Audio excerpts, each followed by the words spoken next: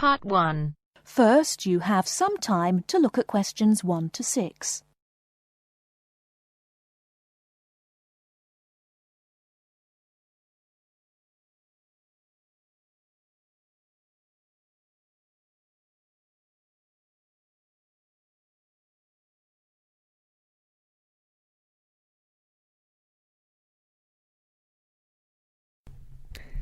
Good morning, Towers Car Insurance. How can I help you? Hello, I was wondering if you could give me a quote for my car, please. I'd like to insure it for a period of 12 months. Certainly. I need to take down a few details first of all. Can I have your name, please? Certainly, it's James Bartolo. Sorry, can you say that again, please? Sure, James Bartolo. That's Bartolo. OK, thanks. And your date of birth? It's the 1st of the 8th, 1973. Great. And can you give me your address, please? Sure, it's 146 Eastern Road, Chester. Fabulous. Now, is the insurance for just yourself? No, actually my wife drives the car too. Her name is Alice Jackson and her date of birth is the 23rd of the 4th, 1968. That's OK. I just need to write yes or no, and the make and model of the car you wish to insure. It's a 1998 Ford Laser. OK. And do you have any idea of the value of the car? Yes, it's around £4,000. I only bought it about a week ago. Before you hear the rest of the conversation, you have some time to look at questions 7 to 10.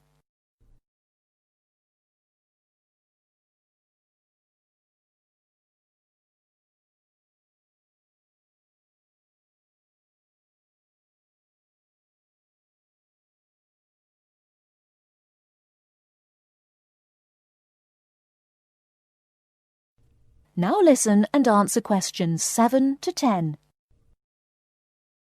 OK. And do either you or your wife have any previous convictions or disqualifications? I'm sorry we have to ask this question, but of course it affects the price of the insurance cover. Not a problem. No, actually we both have clean driving licenses. Nothing so far, touch wood. Good. So I can write none for that question. Now, who were you previously insured with? With Aitken Insurance. I'm sorry, could you spell that? Yes, it's Aitken. I actually have a 3 years no claims bonus too. Great.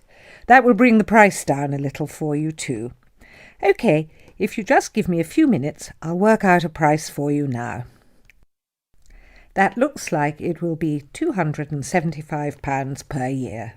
That sounds good to me. Can I pay for that now over the telephone? That is the end of Part 1. You now have half a minute to check your answers.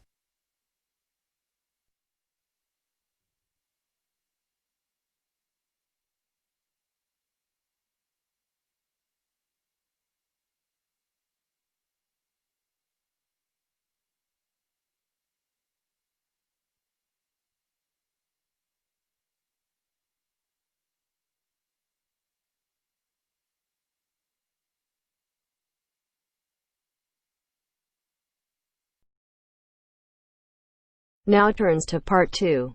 Part 2. You will hear two students talking about university clubs and societies. First, you have some time to look at questions 11 to 17.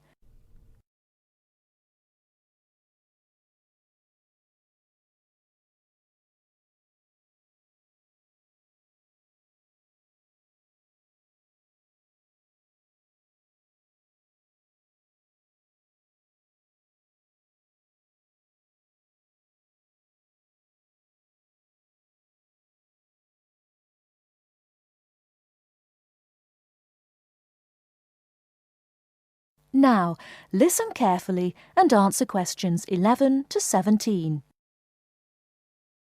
Hello, are you the person to ask about joining a club? Yes, I am. What would you like to know? Well, I'm interested in several things, but I'd like to know more about the different clubs and how much they cost. I'm looking for a small club that's not too expensive. OK. Have a look at this table. You can see the names of the clubs, the fees, and the number of members. I'm afraid they aren't in any order. If you look at the top of the list, the first club is table tennis. That's one of our new clubs. Oh, right. So the table tennis club costs £20. That's quite expensive. Yes, it is a bit expensive. The cross-country cycling club is cheaper, though. Membership fees are only £15, but on the other hand, it's got 100 members.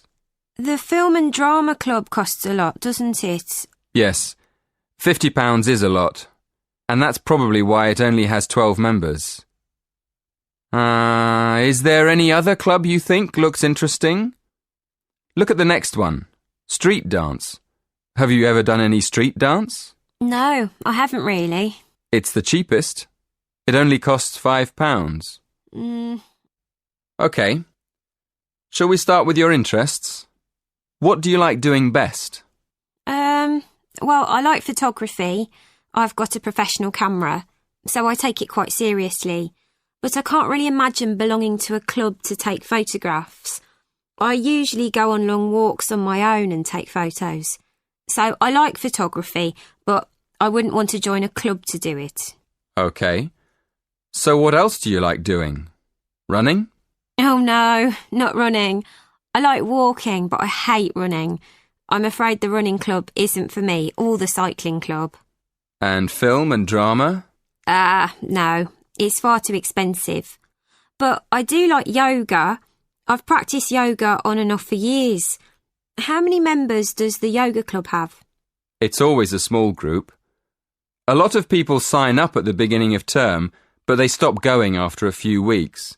So they're left with a few regular members every year. That sounds good. I think I'd like to join the yoga club. And what about the contemporary dance club? Is it expensive? Contemporary dance? No, it's not expensive.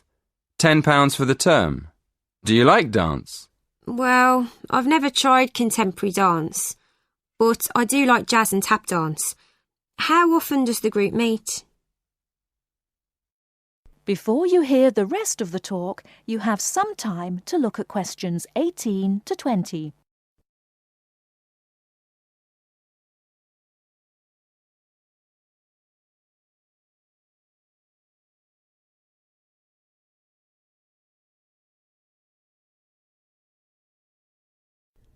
Now listen and answer questions 18 to 20.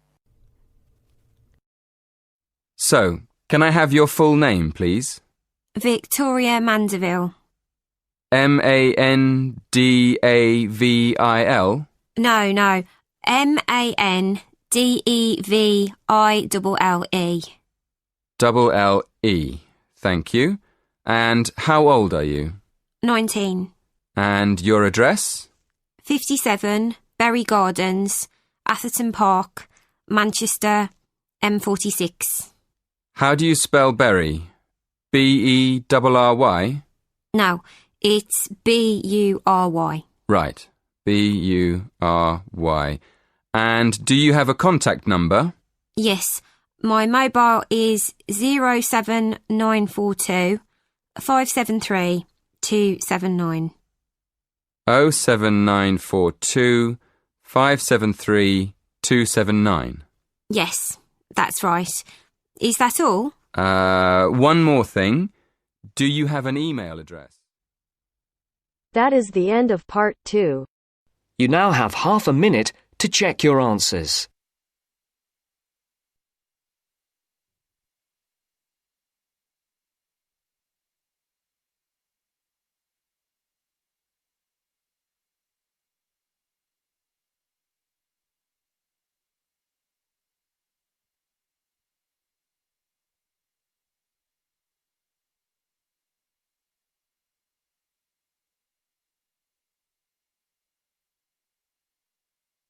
Now turns to part 3.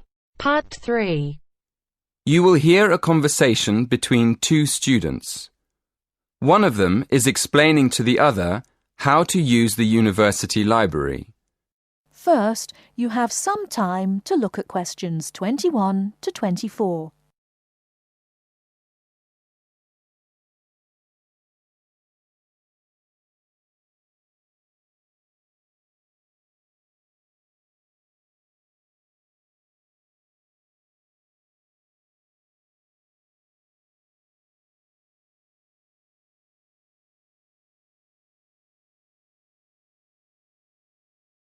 Now, listen carefully and answer questions 21 to 24.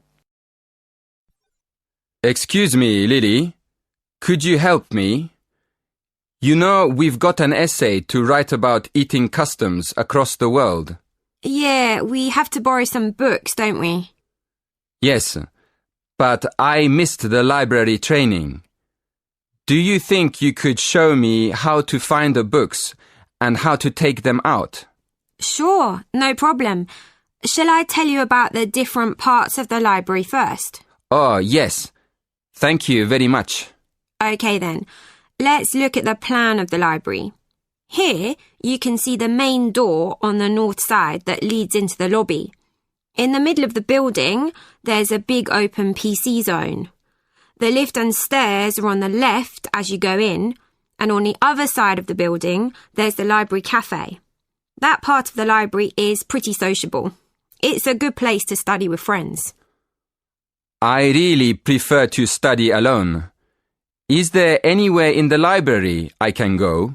Oh, if you like studying in a quiet place, it's better to go upstairs to the silent zone. As you come out of the lift or up the stairs, you'll see a section on your right facing north which is closed off. That's the silent zone. On the other side, facing south, are the bookshelves with all the cookbooks and... Before you hear the rest of the talk, you have some time to look at questions 25 to 30.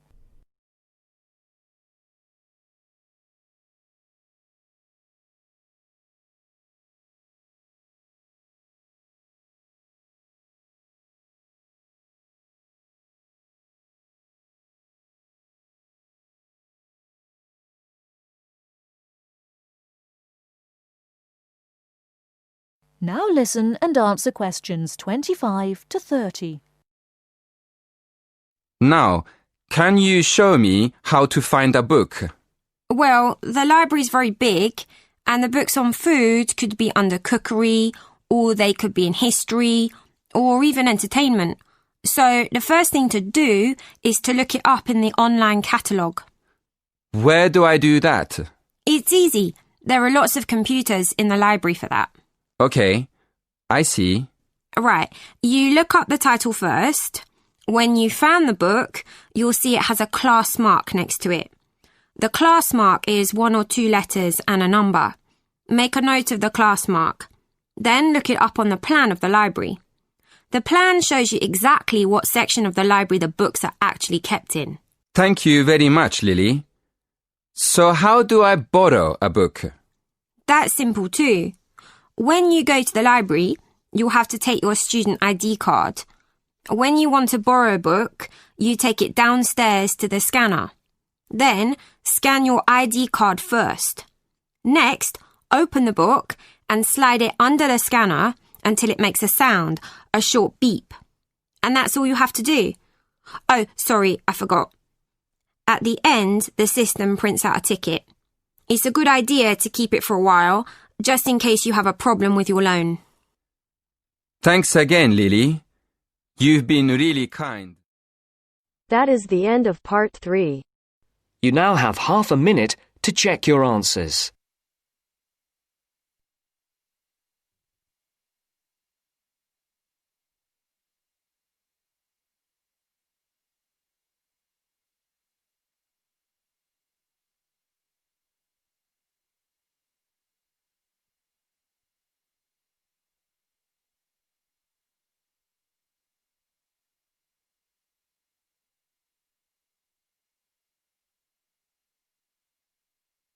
Now turns to part 4. Part 4. You are going to hear a lecture on William Kidd. First, you have some time to look at questions 31 to 40.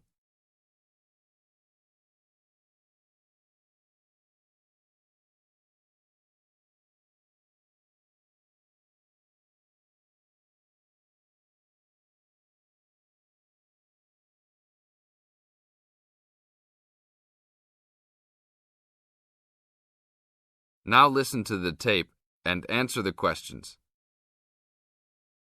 A Pirate Story, William Kidd.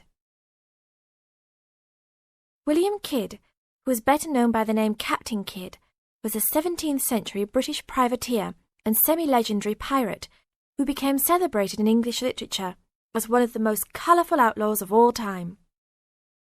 Fortune seekers have hunted his buried treasure in vain through succeeding centuries. Kidd's early career is obscure. It is believed he went to sea as a youth. After 1689, he was sailing as a legitimate privateer for Great Britain against the French in the West Indies and off the coast of North America. In 1690, he was an established sea captain and shipowner in New York City, where he owned property. At various times he was dispatched by both New York and Massachusetts to rid the coast of enemy privateers.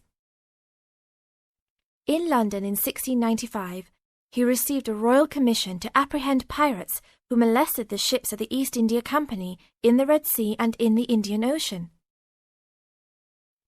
Kidd sailed from Deptford on his ship, the Adventure Galley, on February 27, 1696, called at Plymouth, and arrived at New York City on July 4th to take on more men.